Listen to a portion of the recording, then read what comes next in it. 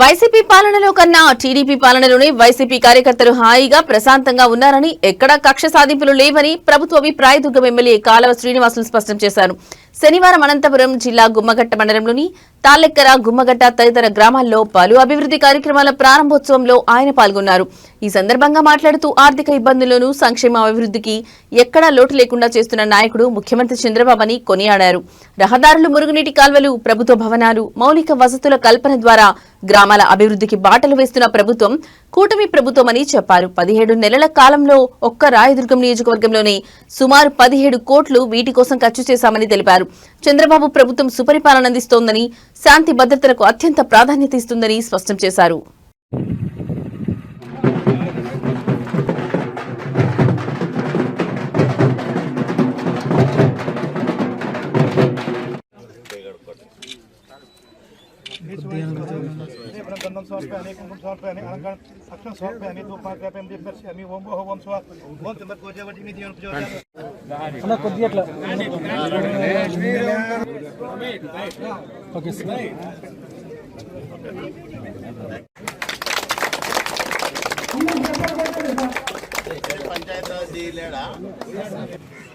నిలబడండి, ఇద్దరు బాగా చేయించండి, పార్టీలో రాజీ పడద్దండి.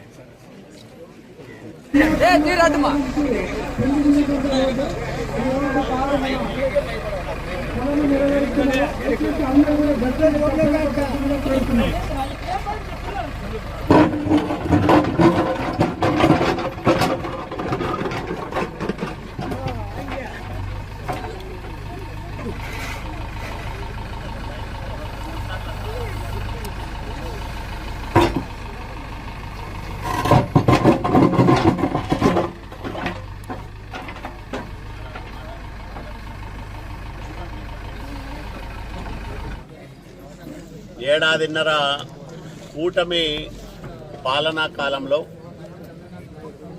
అభివృద్ధి తిరిగి ప్రారంభం కావడంతో పాటు పరుగులు పెట్టిస్తూ ఉన్నాం. ఈరోజు ఒకవైపు తీవ్రమైన ఆర్థిక ఇబ్బందులు, సంక్షేమానికి, ప్రభుత్వ భవనాల నిర్వహణకు, ఉద్యోగుల జీతభత్యాలకే ఇబ్బందిగా ఉన్న పరిస్థితుల్లో ఏడాదిన్నర కిందట ముఖ్యమంత్రిగా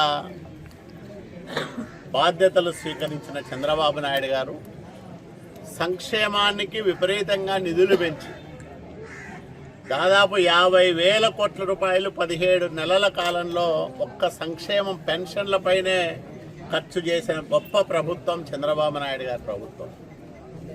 రాయదుర్గం నియోజకవర్గంలో అత్యంత వెనుకబడిన గుమ్మగట్ట మండలంలో ఉన్నాం మనం.